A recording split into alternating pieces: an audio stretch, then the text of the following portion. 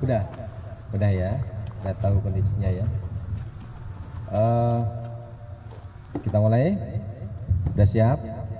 Baik, terima kasih. Assalamualaikum warahmatullahi wabarakatuh. Selamat sore rekan-rekan media yang saya cintai dan saya banggakan. Pak Kadis Provinsi Pak ya, Provinsi Jawa Barat, beliau juga hadir di tengah-tengah kita untuk menjelaskan bahwa saat ini yang juga hampir viral di sosmed terkait dengan adanya jembatan ataupun pagar-pagar ini. Jadi gini teman-teman semuanya, kami dari KKP menjawab apa yang menjadi pertanyaan masyarakat, kenapa di Bekasi juga ada, ya kan? Nah, ini secara teknis nanti Pak Kadis yang akan menerangkan seberapa besar wilayah maupun untuk apa sebetulnya itu kan. Sebenarnya ini proyek dari Pemdanya yang di ujung sana untuk TPI Pak ya, tempat pelelangan ikan gitu. Jadi nyambung sampai sini nanti Pak Kadis akan menyampaikan. Intinya dari KKP kami sudah menyurat kegiatan ini di tanggal 19 Desember. Ya, 19 Desember kami sudah menyurat untuk menghentikan kegiatannya pemagaran tadi dengan ada dampingnya. Nah, kenapa dihentikan? Karena itu wilayah laut masih yang diuruk tadi dan tidak ada PKKPR-nya, PKKPRL, L laut, ya. Ini kan masih wilayah laut di situ tuh tadi, gitu. Jadi dari KKP, dari kacamata KKP, karena tidak ada PKKPRL-nya, ya. Terkait dengan dokumen lain yang ada di mereka, nanti selanjutnya akan kami rapatkan bersama antara Pemda, kemudian mungkin dari perusahaannya, Pak Kadis akan menjelaskan dari mana. Nanti akan kita rapatkan bersama, duduk bersama, termasuk dengan instansi terkait. Ya, di sini mungkin ada teman-teman instansi lain yang menerbitkan dokumen darat atau apa. Dari saya cukup sekian dulu, mungkin Pak Kadis akan menambahkan. Silakan Pak Kadis. Izin Pak Dirjen. Terima kasih. Assalamualaikum warahmatullahi wabarakatuh. Waalaikumsalam. Pak Dirjen dan jajaran, rekan-rekan wartawan yang hadir pada hari ini. Sebenarnya sudah dari pagi ya, tadi kita sudah ketemu gitu ya. Baik, saya langsung saja terhadap apa yang menjadi berita viral gitu ya di beberapa media pada hari-hari terakhir ini. Jadi dapat kami jelaskan bahwa kalau di media sebagian besar menyatakan bahwa ini proyek pemerintah ya, yang ada kita daerah ini ya, pemerintah daerah Jawa Barat gitu ya. Jadi sebenarnya yang ada itu adalah kegiatan penataan pelabuhan. Jadi di selatan kita itu ada pangkalan pendaratan ikan Paljaya. Ya. Kegiatan penataan pelabuhan itu kami bekerja sama dengan TRPN, karena TRPN itu menyewa lahan yang ada di kawasan pelabuhan kita seluas 5.700 meter persegi selama 5 tahun.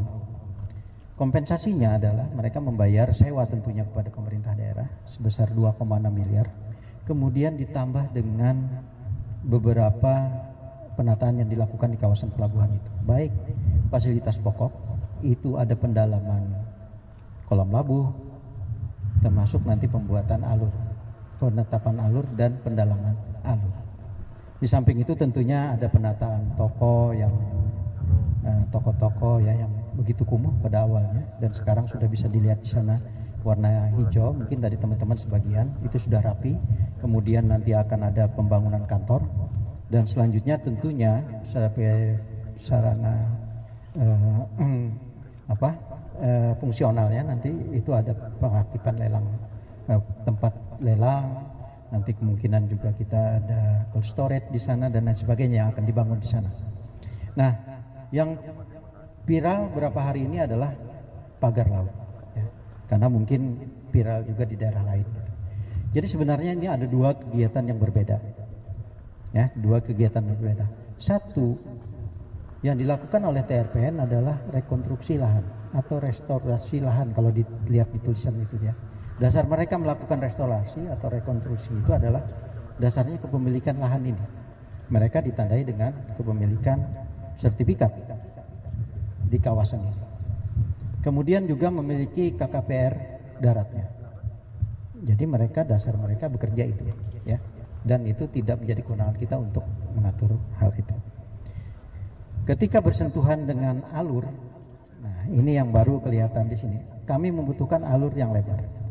Tapi kalau kita keluar dari pelabuhan, itu lahan itu sudah berhimpit kepemilikannya. Jadi ada yang mengklaim dan dibuktikan dengan sertifikat. Sehingga kita tidak bisa dong membuat alur tanpa izin pemilik lahan. Ya. Ini urusan nanti lain. Tapi teknisnya seperti itu. Kita bukalah, minta karena penetapan alur kita selebar 70 meter, sedalam 5 meter, didapatlah seperti yang sekarang ini. Pagar-pagar yang ada ini, Pak Dirjen, teman-teman sekalian, itu adalah batas lahan yang diklaim oleh mereka. Ya. Jadi batas lahan. Oke, alur dibuat, tapi ini lahan kami. Jangan ganggu lagi dong lahan mereka. Nah ini makanya nantinya tentu tadi Pak Dirjen sudah menyampaikan bahwa nanti akan bersama-sama kita akan duduk bersama lagi terkait dengan, karena ada beberapa kebijakan yang berbeda di sini. Kami Pak Dirjen terus terang memang kalau tadi Pak Dirjen mengatakan ini laut, kenyataannya memang ini laut. Ya, dan Pak Dirjen sudah melayangkan surat juga kepada TRPN-nya, kepada TRPN surat itu. Ya, jadi itu yang pada bulan Desember kemarin dan diminta untuk menghentikan kegiatan. Jadi yang dihentikan itu adalah kegiatan ini, ya, restorasi atau rekonstruksi lahan ini, itu yang dihentikan karena tidak memiliki KKPR lautnya, ya. Nah ini kewenangannya memang ada di KKP. Namun juga informasi terakhir kami dapatkan bahwa pihak TRPN sudah melayangkan juga surat untuk meminta izin KKPRL itu sesuai dengan peruntukan lahan ini. Nanti bisa dilihat Pak Dirjen seperti apa, apakah masih ada yang berhimpitan dengan zona-zona lainnya. Ini mangga nanti Pak Dirjen bisa menyikapi, termasuk kami juga.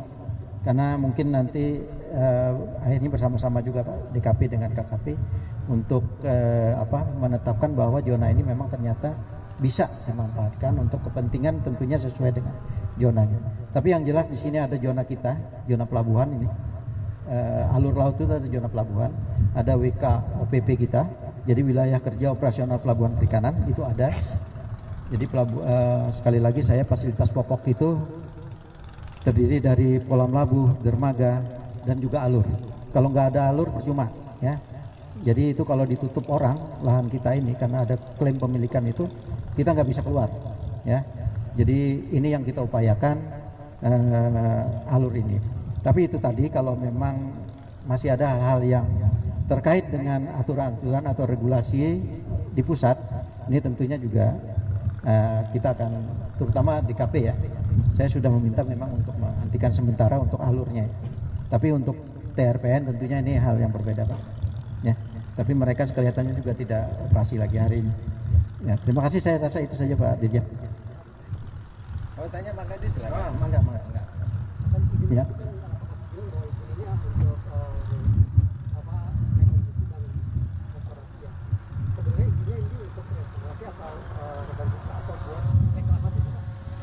Kalau kita lihat di sana kan restorasi.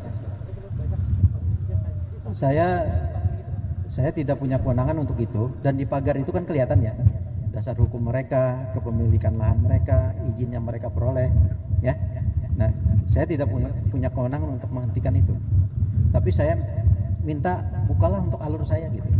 Ya. Tapi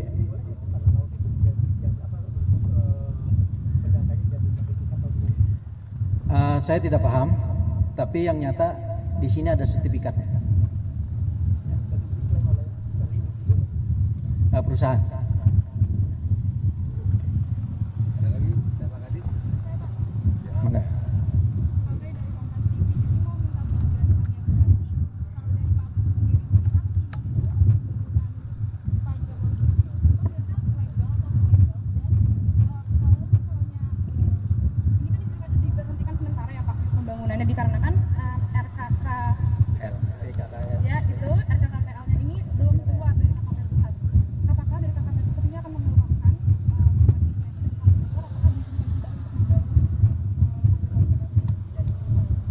Baik, terima kasih. Jadi, baik, terima kasih. Jadi gini Mbak, dari KKP itu ada tim teknisnya, Dirjen PRL. Nanti yang beliau itu ada tim teknis untuk mensurvei, ya kan, apakah ini layak atau tidaknya diberikan itu. Gitu. Nah dari kami ini hanya ketika ada pelanggaran kami turun. Ya kan, dulu kami sudah turun ke sini tanggal 19 Desember sudah kami peringatkan berhenti ya kan, urus dulu PKKPRL-nya gitu kan, karena itu menjadi concern kami. Ternyata kemarin siang anggota kami ke sini itu eskavator masih kerja, masih aktivitas gitu loh. Makanya saya putuskan ya sudah, saya segel. Ya seharusnya ketika sudah ada surat penghentian sementara dulu itu jangan ada pergerakan dulu, ya kan, akan dikaji dulu dari Kementerian KKP khususnya Direktorat Jenderal PRL apakah itu layak atau tidaknya gitu. Karena kalau kita lihat tadi ini kan laut Mbak, ya kan, laut itu semestinya izinnya tuh dari KKPRL-nya tuh di HKP kan itu ya. Jadi pengelolaan ruang lautnya gitu ya, bukan apa-apa, karena kalau nanti itu jadi rancu. Kita meluruskan jadi supaya tidak ada simpang siur nih di masyarakat nih, kok di Bekasi juga ada pagar gitu kan. Nah ini Pak Kadis, beliau yang tadi sudah menjelaskan secara teknis bahwa ini proyek ini yang terutama yang di TPI sana untuk mendukung kegiatan nelayan. Ya dibangunlah di situ ada TPI, ada toko-tokonya, terus ada sarana-sarana untuk kebutuhan nelayan. Kemudian Pak Kadis juga minta alur untuk lintasnya kapal-kapal nelayan tersebut. Gitu. Nah, yang menjadi konsentrasi kami ini kan terkait dengan izin PKKR-nya, ya supaya itu ditaati. Gitu. Demikian. Itu nanti yang akan melakukan evaluasi dari tim teknis Direktorat Jenderal PRL. Ya, yang jelas bukan di wilayah kami. Bukan. Kalau saya ini Direktorat Jenderal Pengawasan Sumber Daya Kelautan dan Perikanan. Ya, kalau yang sana teknisnya itu. Demikian. Jadi saya salah ngomong nanti kalau itu saya sampaikan. Secara teknis itu ada lainnya. Kalau yang menjadi poin-poin penilaian evaluasi pengeluaran PKKPRL itu apa sih Pak? Nah itu dia, itu nanti yang menyatakan dari sana, ya kan, dari sana nanti akan dikaji oleh teman-teman dari PRL, gitu. Mereka yang lebih paham lagi secara teknis, gitu ya. Nanti saya tahu tapi saya menjawab salah dong. Itu bukan kewenangan kami, kewenangan Direktorat Jenderal Teknis dalam hal ini. Kira-kira butuh waktu berapa lama Pak untuk PKKPRL ini bisa keluar Pak? Kalau misalnya dulu Tergantung dari nanti hasil evaluasinya, tergantung karena itu tingkat kondisi lahan, kondisi perairan itu kan menjadi pertimbangan mereka, gitu ya. Jadi mereka nanti yang menentukan. Pak, dengan penegasan aja berarti memang wilayah ini punya kepemilikan tertentu masyarakat maupun swasta gitu Pak, sehingga harus dibuat batas-batasan seperti itu atau seperti apa? Nah tadi Pak Kadis yang tahu nih, Pak Kadis. Iya, penegasan Pak Kadis ya Pak. Iya. Jadi kan kita pertama tidak bisa menafikan gitu ya, yang dimiliki dokumen yang dimiliki oleh perusahaan. Saya kan tidak punya kewenangan membatalkan sertifikat, ya. Makanya itu yang jadi persoalan kan tadi oleh Pak Dirjen, ini punya KKPRL ya. Jadi memang harus diurus adalah KKPRL. Jadi kalau keberadaan ini nanti persoalannya urusannya beda lagi gitu ya. Pimpinan nanti. Ya.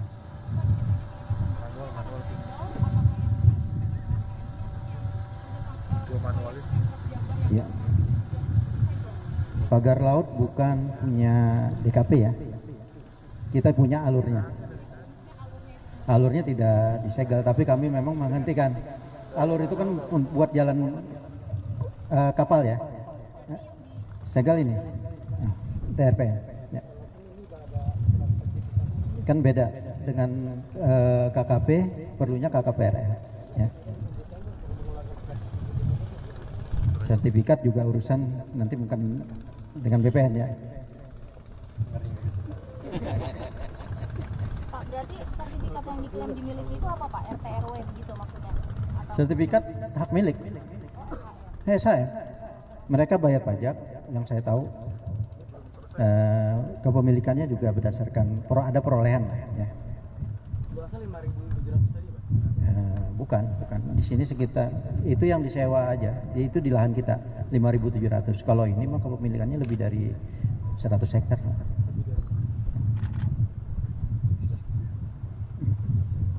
Kalau nanya sebelah lagi lebih banyak lagi. Ya. Berarti karena mengganggu alur lautnya ini, Pak? Kan pagar-pagar itu mengganggu alur laut. Bukan, itu yang membatasi antara alur laut dengan kepemilikan lahan ini. Ya. Tapi kita minta bukakan alur laut itu supaya lebarnya 70 meter. Itu sebenarnya di atas alur laut itu ada sertifikat kepemilikan lahan juga. Ada mengklaim. Makanya kami buka karena kepemilikannya sama. Tolonglah kami kasih jalan gitu istilahnya. Kulon Nuwun lah yang punya. Gitu. Walaupun masalah ininya yang lain-lain kita tidak paham. yang menerbitkan sertifikatnya siapa Pak? Berarti Pak ATR BPN? ATR BPN. Berarti yang reklamasi ini punya swasta ya? Iya, betul. Punya swasta. Jadi kalau ada berita ini punya Pemda bukan. Sudah puas. Udah? Sudah puas kita tutup. Baik. Teman-teman media yang saya hormati, jadi tadi Pak Kadis, kawan saya sudah menyampaikan secara teknisnya, bahkan kepemilikannya, beliau yang tahu menyampaikan. Kami dari KKP, khususnya Direktorat Jenderal Pengawasan Sumber Daya Kelautan Perikanan, kita hanya melihat bahwa karena ini tidak ada PKKPRL, maka kami hadir untuk melakukan penertiban berupa penyegelan, gitu ya. Jadi secara teknis Pak Kadis sudah luar biasa menyampaikan. Bahkan tadi Mbak itu berhasil memancing. Kalau saya tidak terpancing saya. Jadi teman-teman semua dibuat berita narasi yang seimbang dan tidak meresahkan. Itu persennya. Terima kasih. Apalagi Langkah ke depan KKP seperti apa untuk kejadian ini sudah kejadian? ini pasti ketika ada pelanggaran, kami kan ada UUCK ya, ada sanksi administrasi dalam hal ini. Karena UUCK tidak ada pidana di situ. Jadi teman-teman semua jangan khawatir, karena ada pelanggaran itu pasti ada tindakan dari kami di situ. Tindakan lain gimana, Bos? Langkah ke depan KKP seperti apa supaya kejadian serupa tidak terjadi? Kami pasti nanti menyampaikan ke teman-teman semua aparat kita di daerah-daerah. Juga kita punya POWAS, Mas. Kelompok masyarakat pengawas itu yang untuk di PSDKP. Mereka akan memberikan informasi kepada kami, Pak, ada kejadian gini-gini seperti itu. Bahkan teman-teman di PRL pun punya juga namanya kelompok mitra bahari. Itu yang di pantai-pantai. Bisa dimanfaatkan juga. Jadi informasi akan lebih cepat kami terima. Terus terang kalau dari segi ini kan jauh dari tengah laut ya, kapal patroli kita di tengah gitu kan. Tapi di sini kami punya masyarakat, kelompok masyarakat pengawas itu yang berikan mata dan telinga pada kami. Demikian, bapak-bapak bisa menjadi POWAS, Mas, sebagai informan kami, ya kan? Informan, Pak ini ada begini, Pak ada gini. Terima kasih. Jadi masyarakat sangat kami harapkan kita bisa ada masukan berita-berita maupun kejadian-kejadian yang tidak sesuai dengan aturan. Demikian, terima kasih. Ini berarti ada kerjasama Tagerang nggak ya Pak? Beda kepemilikan? Tidak ada, Ibu. Ya, cukup ya. Baik, terima kasih. Selamat sore.